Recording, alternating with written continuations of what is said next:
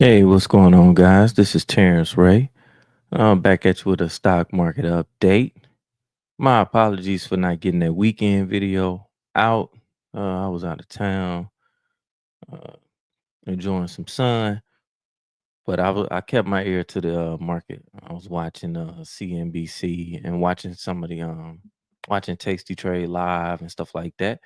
So let's get right to it. So we did have an eventful week last week, to say the least. Trade war, tariffs, this, tariffs, that. Now let's go look at the expected move. Now, so far, now we got 1 day down, right? And with 1 day down, the remaining expected move for the week is 136.96. And you can see I got that plotted out right here. So, we got a market is sitting right here at SPX 5,405 right now. So what I basically see, what I think, this is just what I think. And you can see I'm doing this video. The futures market is already opened up a little bit down. I just think we're gonna go sideways for a little while this week. A lot of times I look at the markets almost like a race, like a sprinter. You can see we were trading in a range and then boom, you get large moves out of that range, right? And you can see how we had a big move here, consolidation, big move. So, like you pull the rubber band and it pops. You get expansion, contraction, expansion, contraction, or what some people may call impulse moves. And that's what we got now. So we're down. And the momentum of this move was greater than this move, as evidenced by this oscillator right here and down here. Generally, the market turns when it slows down. So I'm expecting another big move to the downside. I could be wrong, right? I'm just saying, um, I don't expect it this week. I expect a little sideways action. Now, what I'm going to play is a clip of President Trump speaking, a little short clip, and I'm gonna dive into talk about it a little bit. I think I got it up somewhere. Give me just a second. Bear with me. Ooh, got the fishies on there. Let's see. All right, I'm gonna play this clip. Let's see what he say. Free use, free use. All right. The bond market is very tricky. I was watching it, but if you look at it now, it's beautiful. The bond market right now is beautiful. But yeah, I saw last night where people were getting a little queasy. I think everything had. Uh, well, the big move wasn't what I did today. The big move was what I did on Liberation Day. The bond. You hear what he said about the bond market, right? So I've been talking about the bond market all year. And the only reason why I'm showing you that is because the president is watching the bond market. Traders watch the bond market. All the big money guys watch the bond market. They may not tell you this, but they're looking at the bond market. Now let's talk about why. Let's see if I can make this, if I can like make it real easy to understand. Because you can always get a book and then look it up or Google it, and you probably still won't understand it. That's the bond market. Most of the people that own bonds are boomers and people close to retirement. Bonds generally don't move a lot. They're not supposed to be. They're not supposed to trade like a risk asset, right? The bond market is not supposed to trade like Tesla. Let me take everything off. Like if you're looking at Tesla and you can see you get boom here, like you get a price literally from was that 220 to 480 where it doubled. You're not supposed and it doubled what's that, October to December. So basically you got a price double in like 2 months. That's not supposed to happen in the bond market. Bonds are supposed to be slow moving and they're supposed to be a safe haven, basically risk off asset, somewhere where you can put your money when you don't want to be exposed to a lot of risk, right? And with that being said, and that's also We look like kind of like a bond.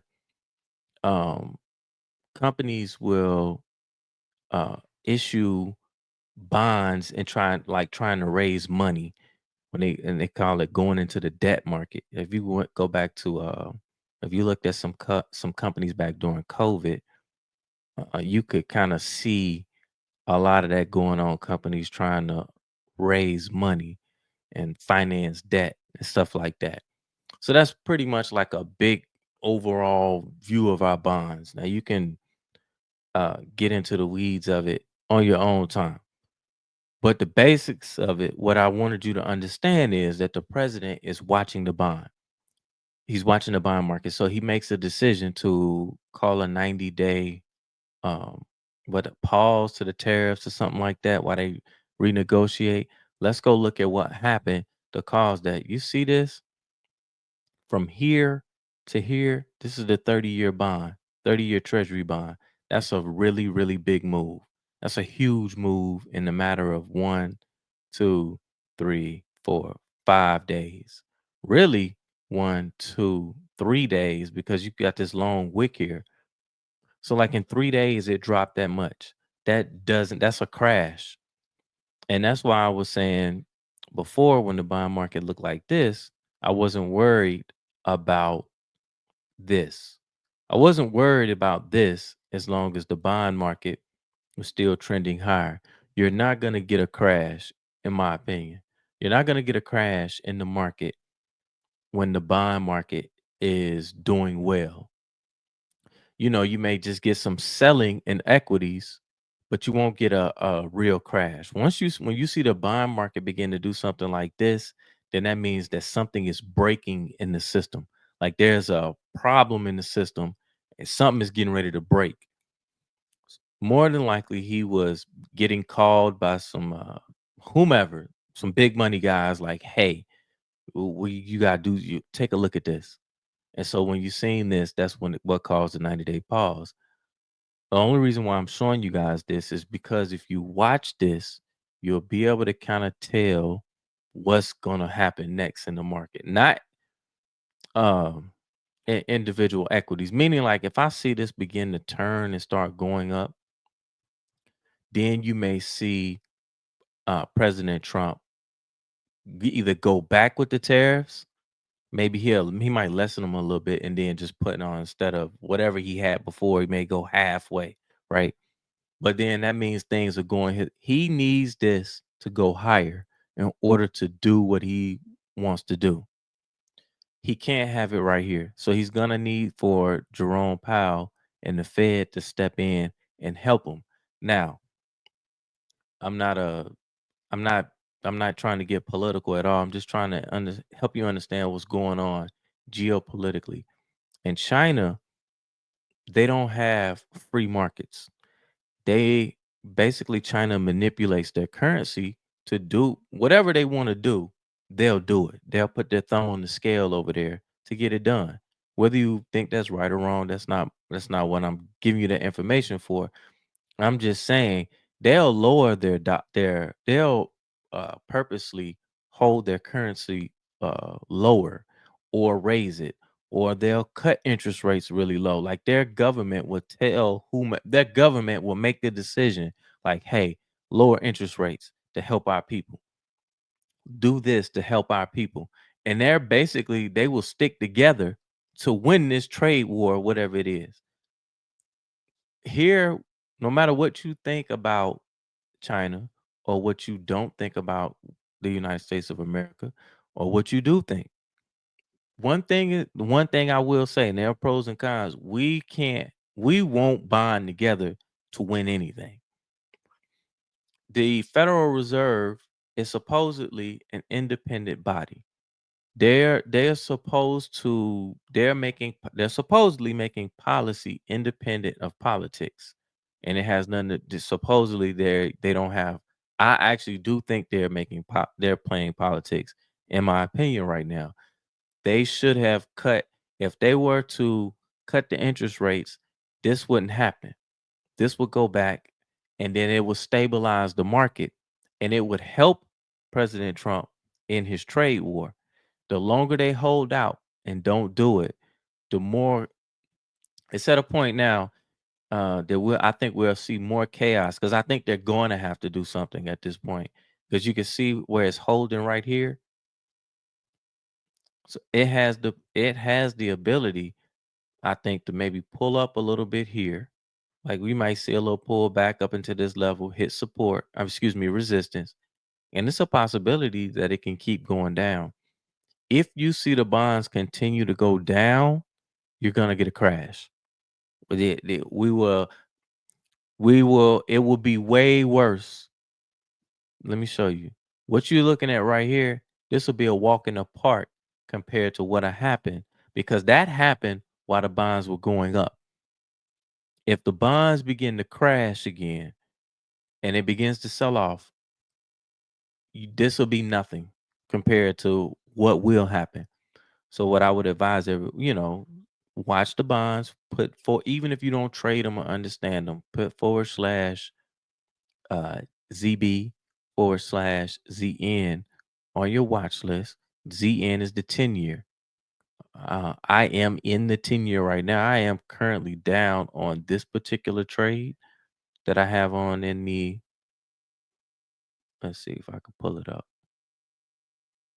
I had been doing really well in the bonds all year, but right now I am losing. You can see I got 4 trades and 4 winners, but the one I'm in right now, I'm down on. So we'll see what happens. I need a little bit of a pop up into here, but that's neither here nor there. Like I said, I will continue to watch these. If we see the bonds begin to sell off some more and continue to go down, then the at that point the Federal Reserve would need to step in and do something. If they don't, I think the equities could continue to go down. Now, when me going over that, I did see like I seen one stock that I actually like, which is weird. Maybe one or two, because we with this little bounce in equities, we getting some tradable activity this week. One of them that I liked is MicroStrategy, and this is you see MicroStrategy. Look at this range, how it's just been going sideways, kind of like down, right? This is what I think. I think if MicroStrategy can take this out right here at this fractal right here at 319.47. If we get a break there, I think we'll run to about 340, which is where the next fractal is. That's about $20. It's a possibility. I like the setup. I like it breaking out of this range. If we get something where it breaks here, then I would be looking for a pullback into this range and then a break higher. So you want to get a break here, a pullback, and then a break higher. I actually think it could just run, right? MicroStrategy is like that. And if MicroStrategy is going up, then we gotta take a look at things like Coinbase, maybe Hood, uh, Robinhood, of course, and then maybe kind of pay attention to Bitcoin and then see what Bitcoin is doing. Bitcoin's chart looks similar. You can see right here, I had a support level right here, right around 74. I'm extending this. I see what this little line was. And you can see we kind of got right around there to it. Now, if Bitcoin is going to break out of this range right here and go higher, then we should see MicroStrategy break here and go higher as well. So maybe we'll get something in crypto world that we can trade. Whether it's Bitcoin, MicroStrategy, let's take a look at Coinbase real quick. Coin looks terrible. Not even the same chart. I do see like if I were to draw a trend line, I do see something maybe. So Coinbase is almost acting like a laggard. So if I draw a trend line, let's do something. Probably should do something like a channel, but see that? If I was to let's remove these, let's hide the indicators so it's easier to see. See that? Kind of like a channel. So let's see if Coinbase will break out of this channel, pull back, and then go higher. But Coinbase is the laggard. So you may not get as strong a move out of here, but I do like when I see a pattern, like I said, for me to trade this, I want to see a breakout, come back and retest this and then go higher. For MicroStrategy, you can see I already got the range going sideways instead of channeling down. We could see MicroStrategy break here. And we could also, if we come over here and look at Bitcoin, we got the same thing. Bitcoin is similar a little bit to Coinbase. Let's see if we get something breaking out of this range. Maybe take out, let's call it, if we can get Bitcoin above 89,000, I could see it running to about 95,000 before we find any resistance. So maybe crypto is the play coming up. But with that being said, guys, hopefully you got something out of this video. Hit the like button, subscribe, share the video. Let me know what you think. And I'm out. Peace.